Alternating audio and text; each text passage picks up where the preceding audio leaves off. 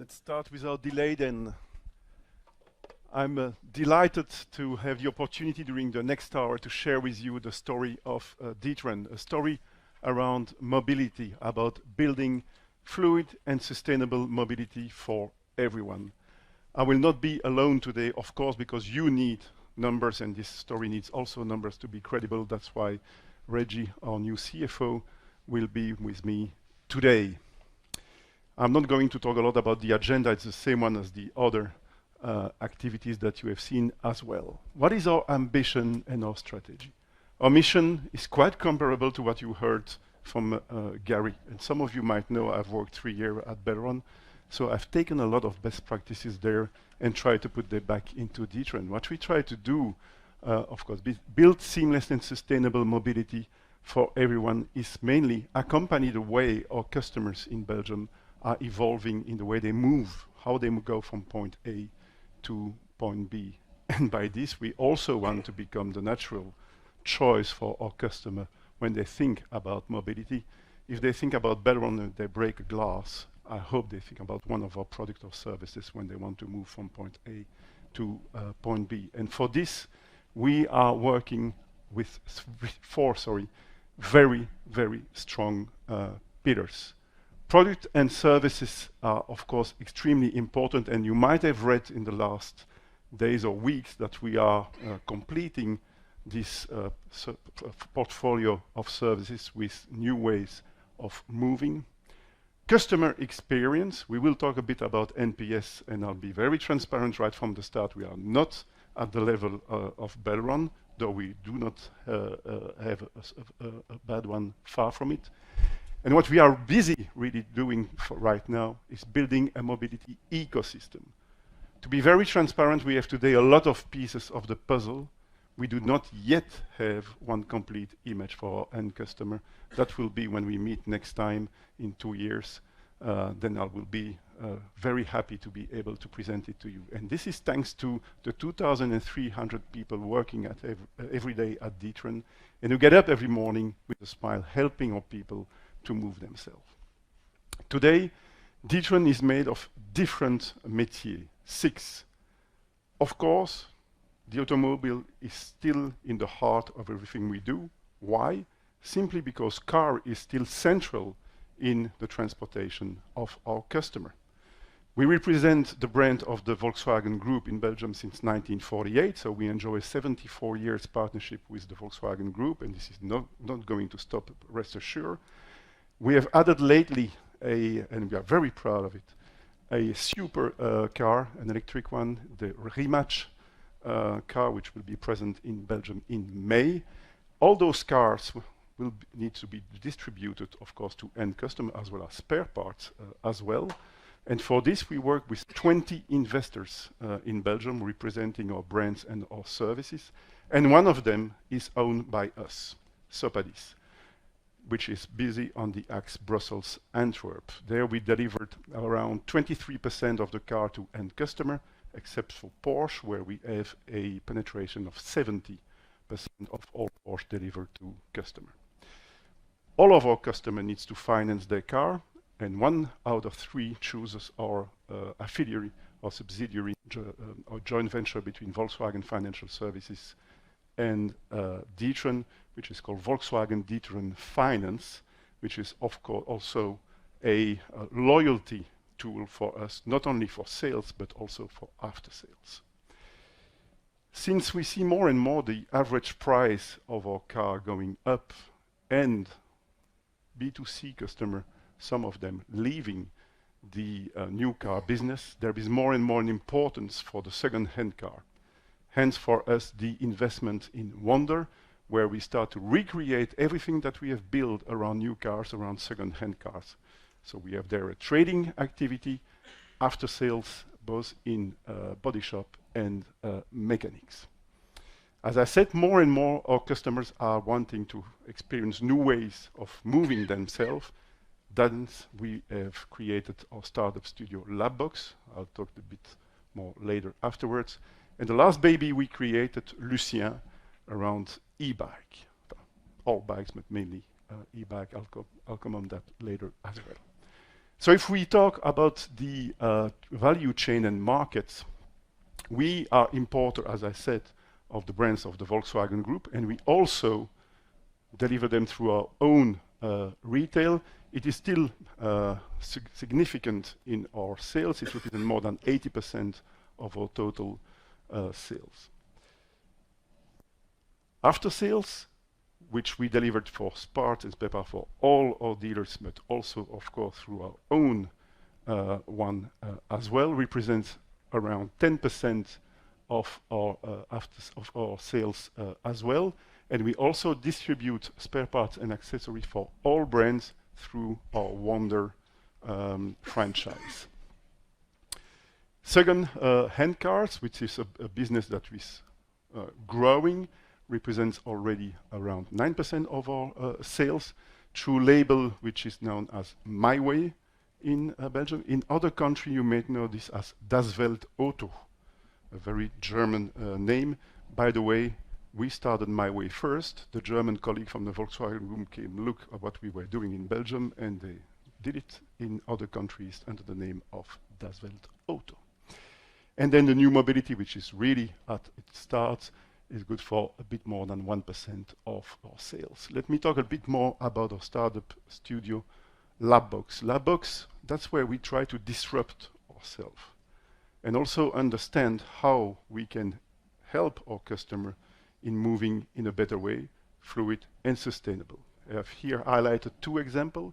Poppy, which is a vehicle sharing company, and we are very proud there because we were the first in Europe to offer 3 types of different vehicles on a single platform for sharing.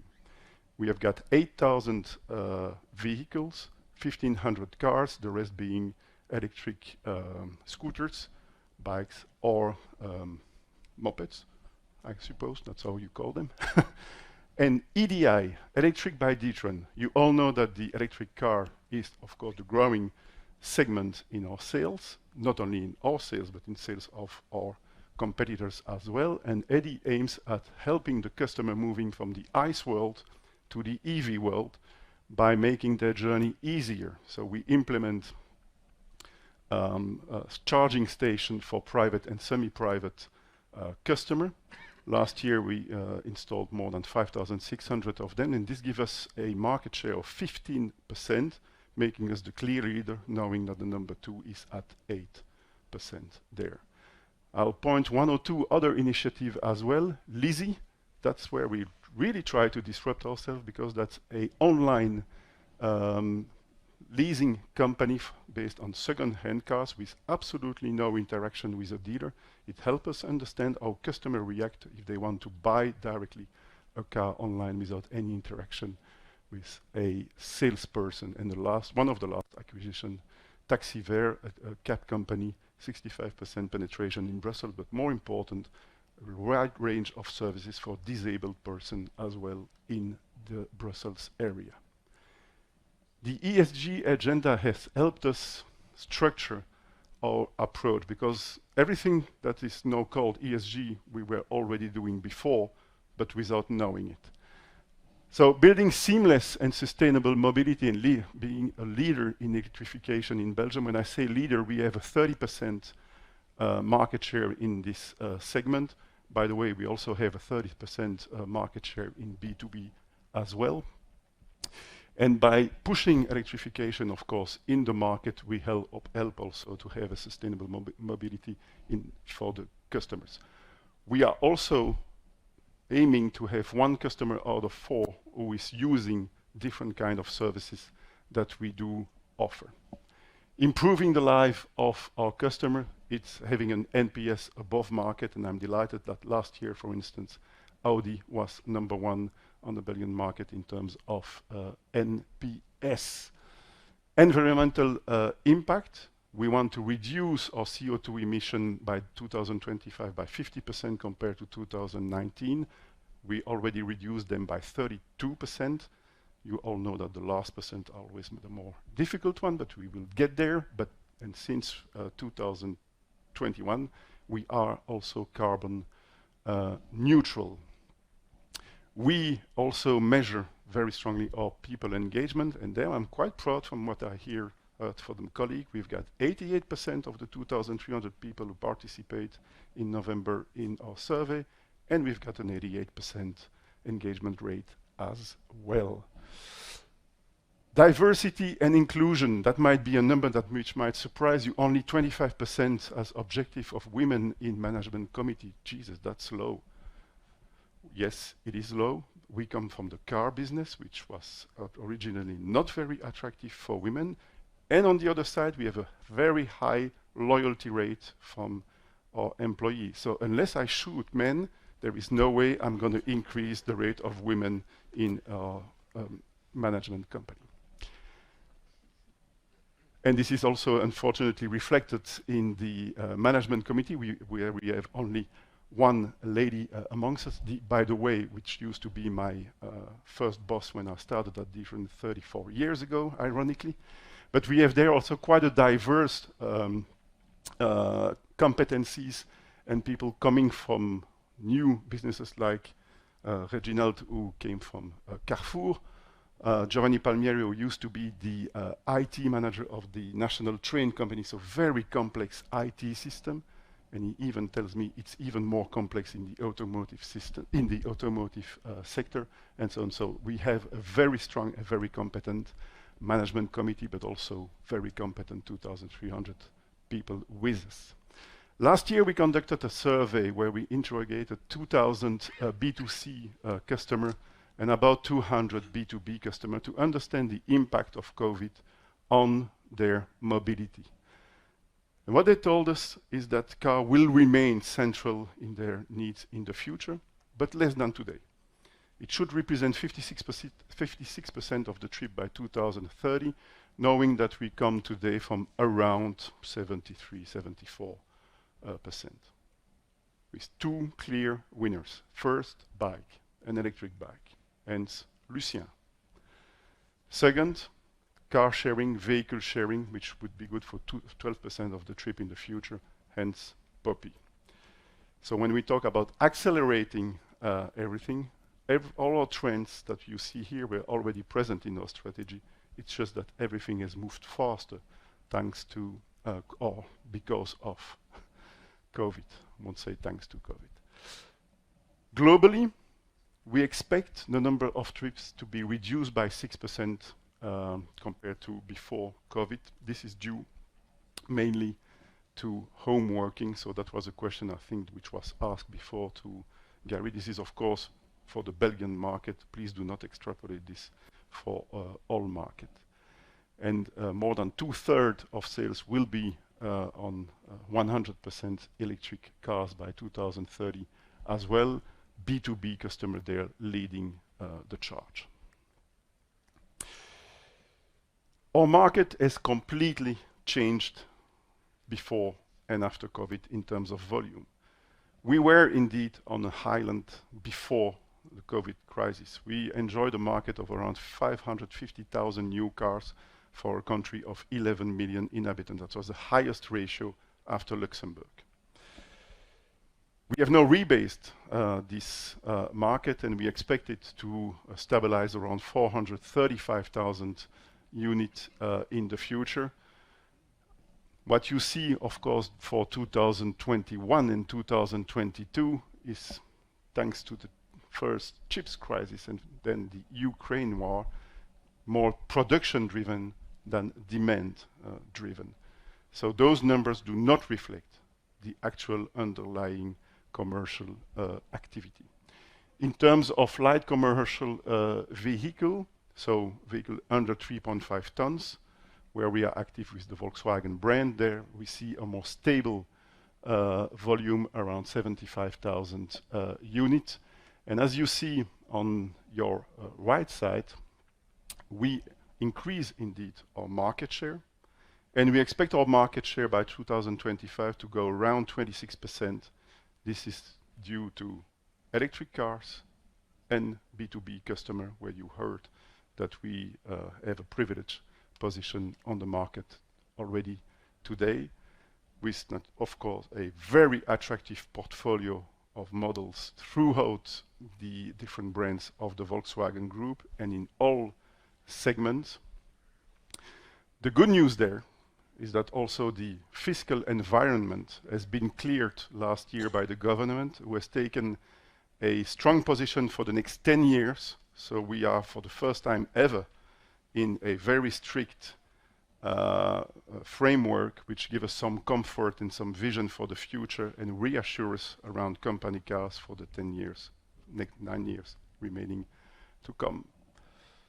What we have also developed to push our market share further, not only for cars, but for all our services, is that we have now one single point of contact for all our B2B customers, for all our products and all our services, which is called Group Mobility Solutions, meaning that one customer can have one person of contact for his car and for all services from Labbox, shortly for his bike as well, and second-hand car if he's looking for one also. We are the only one in Belgium being able to offer such a complete services to our customer. Our customers today are extremely digitalized. More than 90% of them start their journey when they start looking for a car online, but they still, most of them, they still do want a physical contact with a salesperson. And when you see the complexity of an electric car being a Q4 or an ID3, I understand them. I understand that they want to have a discussion with a salesperson to make sure that they make the right choice before pushing on the button. Nevertheless, we have taken the advantage of the COVID time to extremely push our digital dialogue with our customer. And today, digital represents more than 50% of our investment in marketing. And we were forced to have, you know that Belgium is famous for its motor show. We didn't have motor show in the last 2 years. We had digital motor show, and we had 2 extremely successful one, thanks to the way we handle indeed the database of our customer, but also how we work very closely with partners like Google or Salesforce. We generated, for instance, last year more than 90,000 qualified lead in through our dealers, and we signed last year 705 contracts totally online. Might not be immense, but knowing that the year before it was almost 0, it is quite a significant increase. This system is still only valid on cars which are in stock. I also have one complicated slide with me, just to be clear, about after sales. Today we have about 1,200,000 customers using our cars every day. And the loyalty of this customer mainly depends on the age of their car and are they the first owner of their car. We enjoy very high loyalty rates from 0 to 4 years, and it goes down with time. Globally, we have a 45.5% loyalty rate throughout our car park. And although we will be selling many and majority of electric cars in the future, if we talk about car park, it will only represent 7% of the fleet in 2025. And although an electric car demands less after sales, it still demands after sales. This doesn't mean that we won't see those customers. It will just be a bit lower, 40% lower than an ICE car. So for 2025, we will maintain the loyalty rate on a higher car park than today. So we are confident also in this activity, which today represent about 1 million throughputs a year for mechanics, about 65,000 in body shops. And don't forget that we are also investing through our Wonder label into the second-hand car market to develop the activity for customers who are not loyal to brand-related dealer as well. As I said, second-hand car is becoming more and more important. If you look at the size of the market, you see there that there is a clear shift between the fall that you have seen in new cars going to the second-hand cars. And there what's important for us, the segment we are looking at, it's 0 to 4 years old.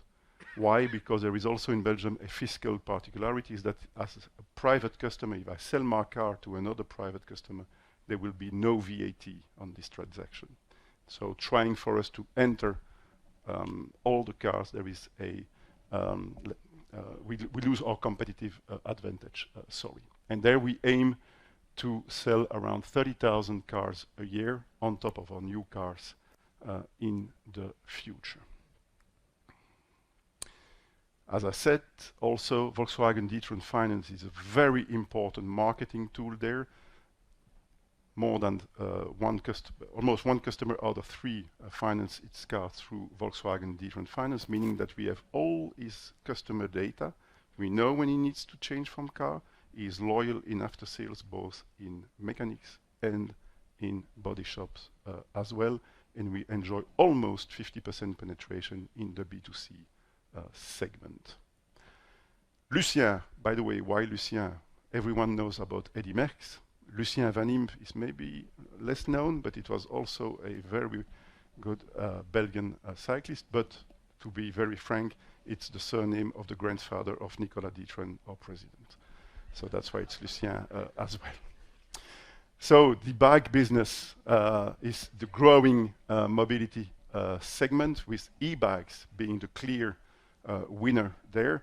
And luckily, e-bikes are approximately 4 times more expensive than a non-electric bike.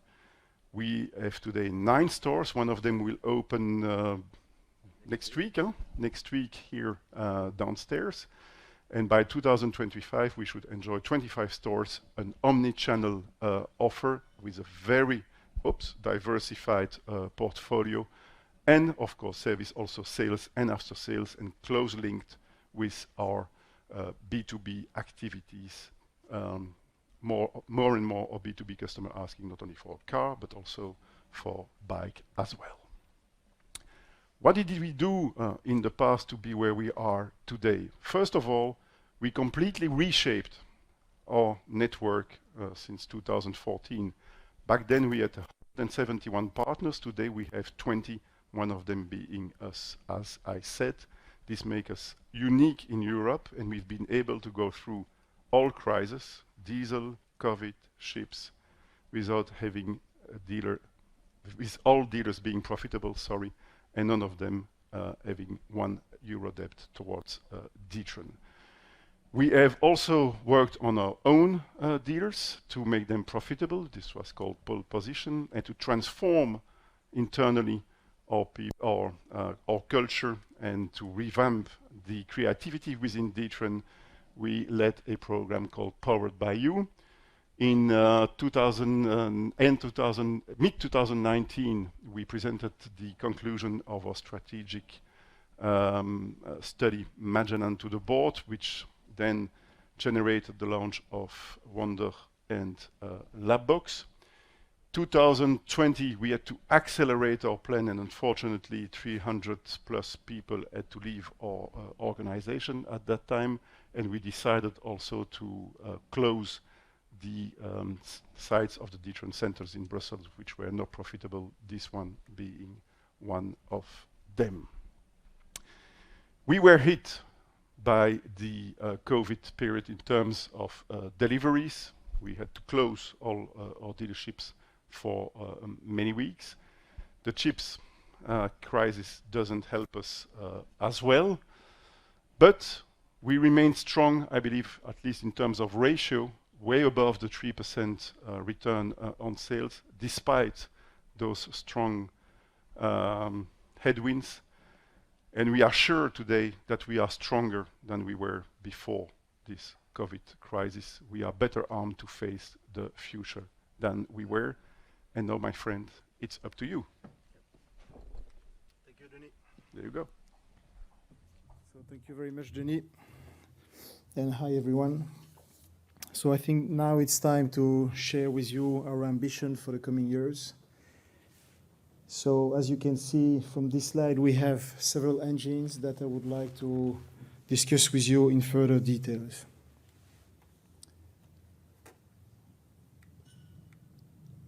So first, let's start with the market of new cars. So as explained by Denis, the market of new cars will recover, and we expect to gain market share thanks to the superior product pipeline of VW Group, particularly in BEV, so the battery electric vehicles. The electrification of the market, as well as the ADAS technologies, more and more embedded in the new cars, so we discussed that this morning extensively, will also drive the price growth.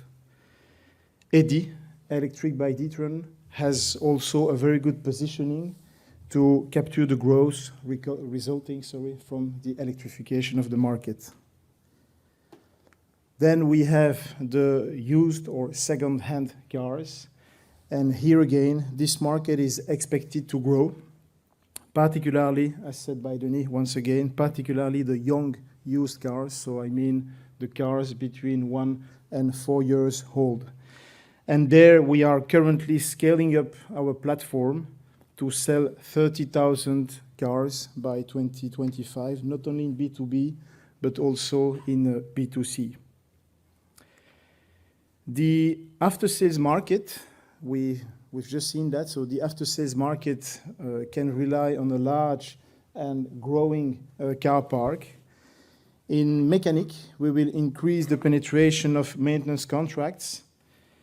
We will also increase the loyalty to the official network thanks to a better or premium customer experience, thanks to targeted loyalty schemes, and thanks to a dynamic pricing policy. In body shop, we will continue the rollout of the multi-brand franchise Wondercar concept, which offers both traditional and smart repair to become the national body shop leader in Belgium. And we can also say that Wondercar will also play an active role in the consolidation of the body shop market in light of the forthcoming electrification of the market. And as said by Denis, beyond the official network, we are also about to launch the franchise concept Wonder Service, targeting the second tier and multi-brand after sales. The next engine,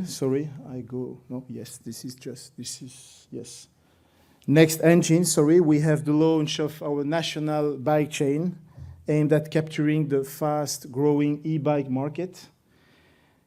And we have already completed the acquisition of 9 stores as I speak, so between Antwerp and Brussels. And I think we can say that we have a very strong pipeline of store owners who are eager to join the growth story, our growth story. Labbox. So Labbox will continue to successfully develop its initiatives in the new mobility, so notably EDI, that I have already mentioned, but also Poppy, for instance, to catch the expected increasing penetration of car sharing. So remember the Polaris survey explained by Denis. Last engine, but not the least one, this is GMS, so Group Mobility Solutions. Group Mobility Solutions will also drive additional growth with our B2B customers thanks to bundled packages combining all of our products and services to serve the fleet manager from A to Z for their all mobility needs in, let's say, in every sense. So this is to say, of course, the cars under VW Group brands, but also the mobility solutions, for instance, Lucien for the bikes, Wonder for the body shop, but also the full range of Labbox solutions. So now let's start having a look at our financials, and let's start with the new cars segment. So this is a chart for the new car segment. So as you can see here, we expect our new cars sales to grow with a CAGR of plus 10% between 21 and 25 to reach a turnover of 3.9 billion euros in 2025. So this plus 10% growth is driven by the volume and by the price. So first of all, the volume, as you can see from the bottom left chart, we expect to reach 122,000 cars in 2025, which is a CAGR of +7% as from 2021. So as you know, we've seen that the COVID has rebased the new car market from 550,000 cars to 435,000 going forward. And of course, this explains the drop of our volumes you see in 2000. Next, the circumstantial, if I can say so, the circumstantial supply chain issues have pushed the market, the new car market, further down in 2021, where you can see it here, where we delivered only 93,000 new cars. However, we expect the new car market to rebound gradually over time as the supply chain issues disappear step by step. And we will gain market share thanks to our better commercial offer, as I've told you, particularly in BEV. The second driver, this is the price. So as you can see here, the price, we expect the price to increase with a CAGR of circa +3%. So this is driven by the electrification, the ADAS technologies, and the product mix, including the upselling. But this is important to note that the CAGR 1921 that you see here at +7% cannot be extrapolated for the future. Actually, over the last 2 years, the mix of cars we delivered was particularly skewed towards, let's say, higher-end models, implying a very favorable price growth, as you can see here. And this very positive price mix will decrease step by step over time once the cars we deliver comes back to a more balanced mix between brands/models. Let's continue with our financial goals for 2025. So first, our top line. So we expect to have a CAGR 21-25 of more than 10%, driven by around 10% for the new car segment that I have just explained you. And for the other activities, I mean spare parts and accessories, used cars, bikes, new mobility, we expect to achieve a CAGR of more than 20%, notably driven by the volume, okay? And then all in all, our top line will grow with a CAGR 2021-25 above 10%. As you can see in the next bucket, we expect to achieve an EBIT margin in 2025 above 4% versus 3.2% in 21. And this means an EBIT in absolute value above 200 million. And of course, we have various drivers behind that. So first and foremost, this is the volume. Then we have the positive mix, as some activities will become more and more accretive over time. Then we also have initiatives to boost the gross margin, like the dynamic pricing policy I discussed for the spare parts, for example. We also have initiatives to contain our cost, not only the volume of our cost, but also the price of our cost. Last but not least, we also have, for example, the benefits resulting from the closures of 2 loss-making sites of D'Ieteren Center we did end of last year. Then we have the profit of our equity accounted companies. So here we talk about VDFin, so Volkswagen D'Ieteren Finance. But today we also have, in that line, we also have Skipper, we have Leasy, we have MyMove, and we expect all of them to contribute significantly over time. In terms of cash, you can see here that we model around 20 million euros CapEx over time. So this is around 0.4% of our sales. I'll come back to that in a few seconds. In terms of trade working capital, we expect to have around 34 days of sales, which is, let's say, a significant improvement versus what we used to have historically here at D'Ieteren.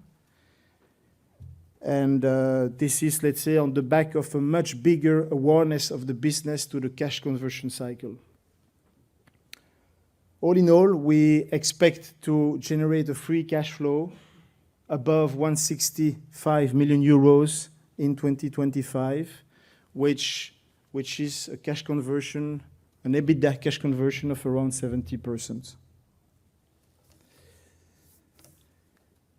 So here, this is a quick summary of our value creation over time. And you can see that a big chunk of this value creation is driven by the volume I have just explained you. And then we have, let's say, gross margin ratio initiatives and cost initiatives that I have just highlighted. A few words for the financial policy. So in terms of CapEx, you can see here that as from 2018, we started reinvesting in our key IT platforms, and we will continue to do so until 2023, and it will weigh a bit in our D&A charge for the coming years. But we started doing that to, let's say, to sustain our growth for the future. We have also some specific projects over 22-24 with two big projects. So a new retail outlet in Brussels for almost 5 million euros. This is the so-called Mobilis project. And then we have another big project. So this is a new campus in our historical site in Erpsquerps for an amount of 26 million, mainly consisting of outfittings. And this project actually aims at gathering our teams, a big part of our teams, around 500 people in Erpsquerps, and at changing the behaviors and the mindset to, let's say, to break down the silos within the company to, once again, to boost our growth. And then going forward, as I've told you, we expect to have around 20 million euros, excluding IFRS 16 impact. So here I talk about tangible CapEx. In terms of funding, I think this is self-explanatory. So we have raised a new funding end of last year. So 325 million euros, one term loan, one RCF, which is, by the way, undrawn at the end of last year. This is unsecured. This is a sustainability-linked loan. And we have a leverage covenant, below 3 times. In terms of dividends, our dividend policy is a payout of 75% of our net income back to our shareholders. A few words on the current trading, which is also nice, like the other companies. So basically, we've had solid commercial dynamics for this first quarter.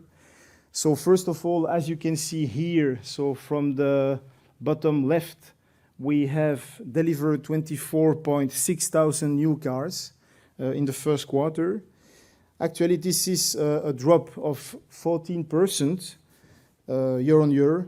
And like the last quarters, our volumes continued to be impacted by the supply chain issues. I mean, the chips shortages, as you know.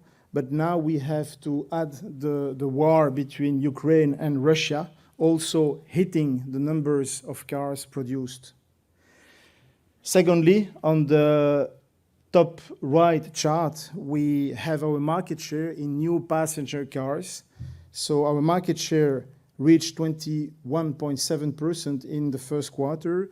As a reminder, the market share measures the total number of registrations of D'Ieteren brands versus the total number of registrations for the market. And as you can see here, we have increased our market share by 10 basis points. But this is very important to note that this market share you see here is underestimated because of the lack of deliveries resulting from the supply chain issues I have just explained you.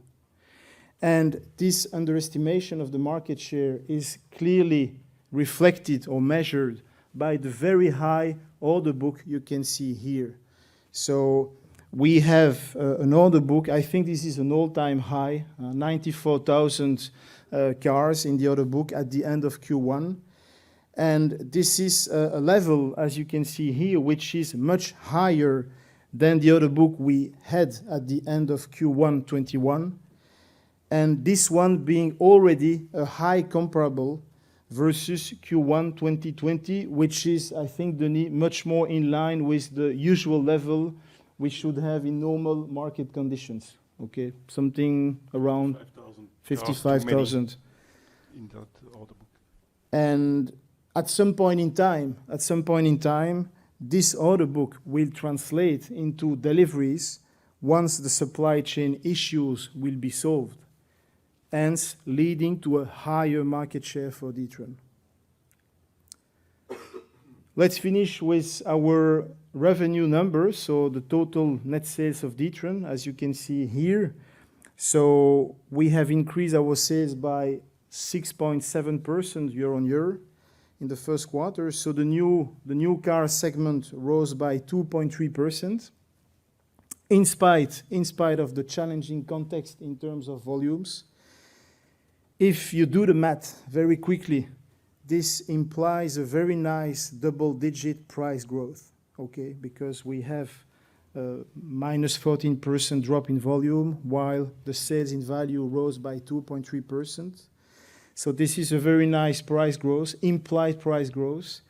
And this is once again resulting from a mix which is particularly favorable in this first quarter with much more premium brands/models in the mix, okay? So we actually have the same, let's say, experience we had in 20 and 21, but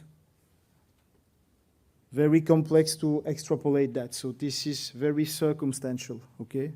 Our other activities in red posted a growth of more than 30% year on year, notably supported by the used car segments, enjoying also very nice price effects, more than compensating the big pressure we have in volumes in used cars as well. And last but not least, it's interesting, to note that the weight of other activities reached 19% in Q1. So this is increased penetration versus Q1 2021, reflecting the expected diversification of our revenues. Thank you very much for your attention, and I hand over to Denis for the conclusions. May I? Thank you. Yeah, without the production issue, we estimate our market share should be somewhere around between 23.7 and 24% today. So what do you need to remember today? First, we have an extremely strong brand recognition, and we are also building an extremely strong EV ecosystem, not only thanks to the brands and the models of the Volkswagen Group, but also what we are doing with Electric by D'Ieteren, and also our dealers who are trained. We were talking about training when we were talking about ADAS for Belron, for instance. For us, the training around electric cars, both for salesperson and after salesperson, is very intensive as well.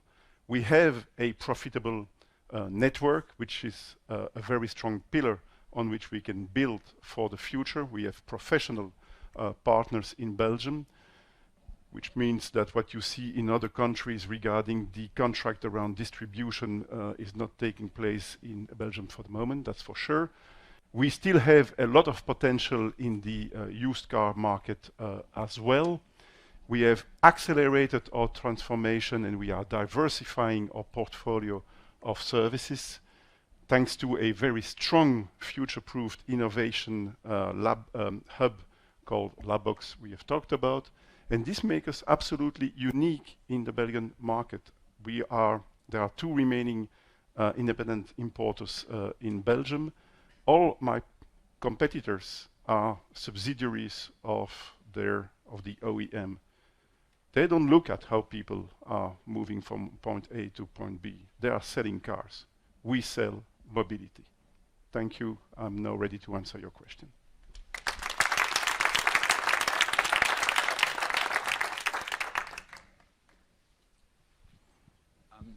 Hi, I'm Patrick Vermeulen. I've got two questions regarding what you said about the Q1 numbers.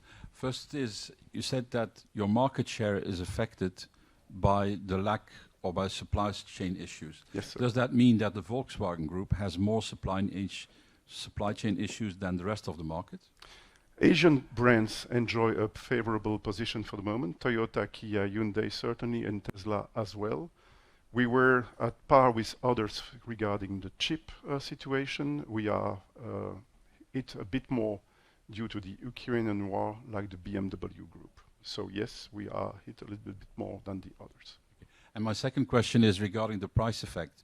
I think it's common knowledge that the car manufacturers are sort of giving priority, obviously, to the premium segment. Yes. Because of the lack of components. So at some point, we should expect that price mix effect to reverse. Yes. If you take, for instance, the Q1 numbers, we had a ratio of 35% of Audi in our deliveries in Q1, which is an absolutely abnormal ratio. One day, we will start in getting back also Volkswagen, Skoda, and other brands, hopefully. And so this will indeed re-equilibrate the price. And this should happen during, hopefully, it will start during H2 this year. Now, because I know that's one question it is burning for everyone. What happens with production? I'm not going to say that your guess is as good as mine, but almost, because the answer is based here really about this conversation about different person in the Volkswagen Group. We hope production to come back to more normal level at H2 2023. This being said, once they start building again, producing again, first they need to bring back the order book to normal level. This is going to take certainly 1 semester. Then you need to rebuild stock, which will take another 3 months. So we do not expect to come back to normal before the end of the first trimester of 2024. Maybe one more question on the order book. Given that delivery times are increasing, does that lead to over-ordering? And so the moment that the delivery times come back again, could you see a deflation of your order book because suddenly people can get the product quicker? For the B2B customer, there are certainly some customers who have ordered cars that they will only need really in a year time.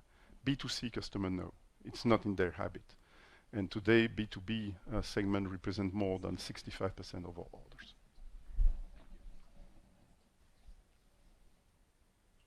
That's it? Oh, I was surprised. Okay. Yeah. Just a bit of a question on my end. One of the important things that is changing in the whole automobile manufacturing scene is, of course, that customers, or that they are looking to engage with their customers directly. I think everybody is pioneering with it. Also Volkswagen. I believe in Germany already, electric vehicles are ordered directly with the manufacturers. Can you give a bit your view on that and how this could impact your dealerships, your customers as well in the future? Very good question. So you refer there to the agency contract, which is indeed the model chosen by the Volkswagen Group for electric cars, but also for B2B customer for all its affiliates, so all the large countries in Europe. This doesn't take place in Belgium for different reasons. First, we already exchange the customer data with the Volkswagen Group and with our dealers. It flows throughout the value chain already, so there we do not need to change the contract for that point. Second, our dealers are profitable, which is not the case in every country, far from that also. Third, we are an independent importer. We are the representative of the Volkswagen Group in Belgium. So we have already those data. And there is also another point regarding the agency contracts about the selling how you sell cars to end customer. We have, for instance, in Belgium, something which is called the Fleet Convention, which has been in effect for more than 25 years, I believe, where we give very strict guidelines to our dealers about rebates that they can give to end customer according to their potential. And our dealers respect those guidelines. So we do not need a contract like the agency one, thanks to the way we manage our dealerships already today.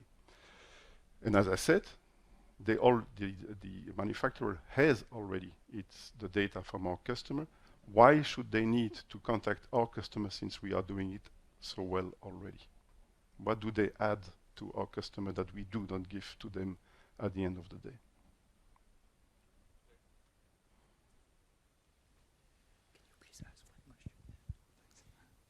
Yeah, just so one question I've been done.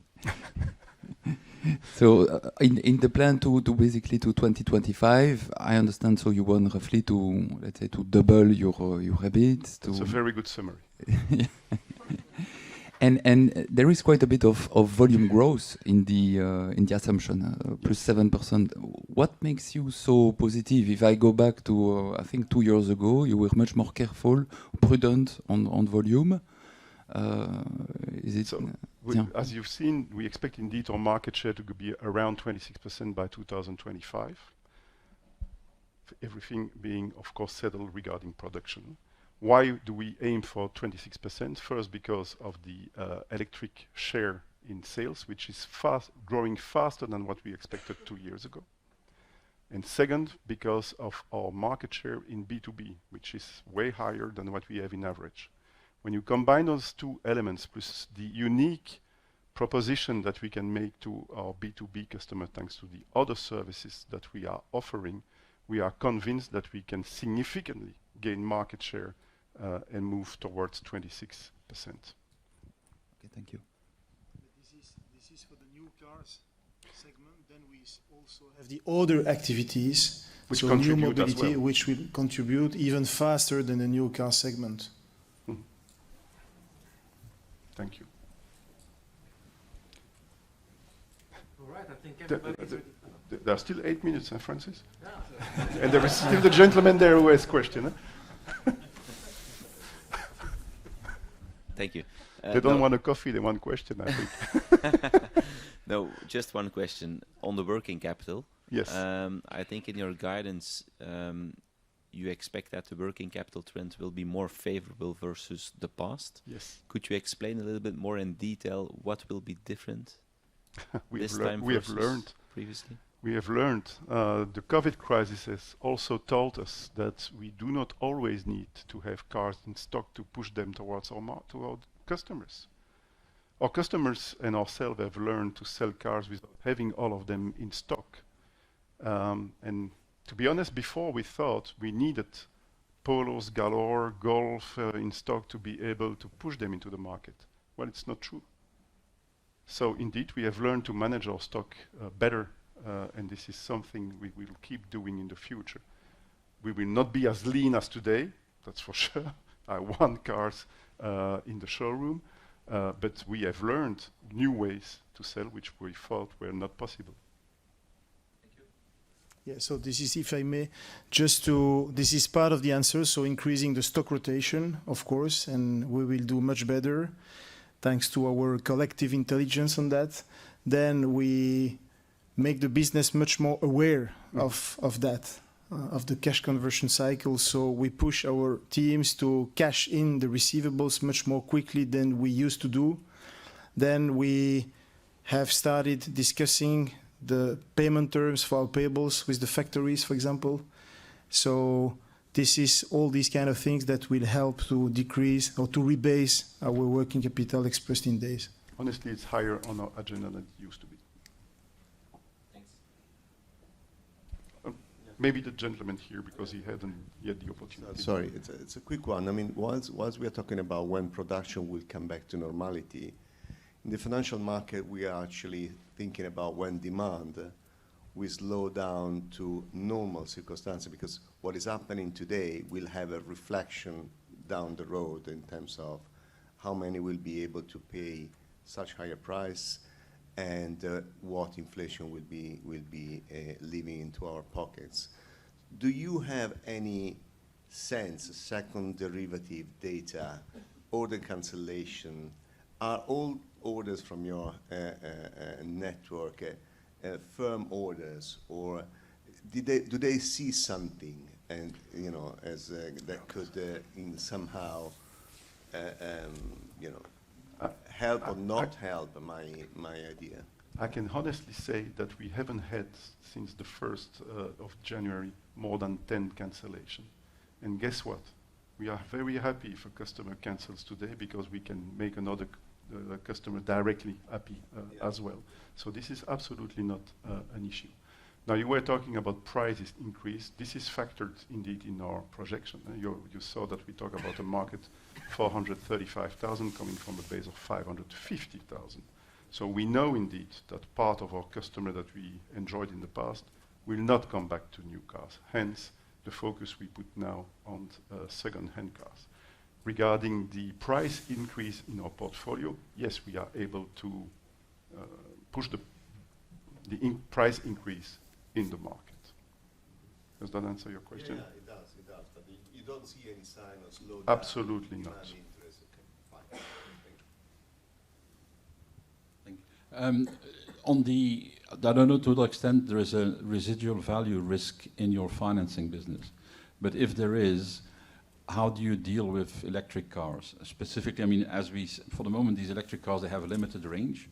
So my assumption is that in 3 or 4 years' time, or 5 years, whatever, the range will be much higher, and therefore the second-hand value of current existing electric cars may be severely affected. So the joint venture we have with Volkswagen Financial Services is at 50-50, plus 1 share for Volkswagen Financial Services, meaning that the risk of the residual value is on their shoulder, not ours. Their fleet is on them. They own the cars. So there is a risk, of course, in the 50% of the EBIT results of Volkswagen D'Ieteren Finance. This being said, Volkswagen D'Ieteren Finance sells its cars through the Volkswagen's network for second-hand cars. So we sell our cars throughout Europe. We are best placed to know the evolution of our pricing. When do we need to bring a car back to make sure that we optimize price? So there is a risk, it's correct, but we do not expect this risk, certainly on electric cars, to be as high as what you express. I'm a bit more worried about diesel car, maybe, if we could have that discussion.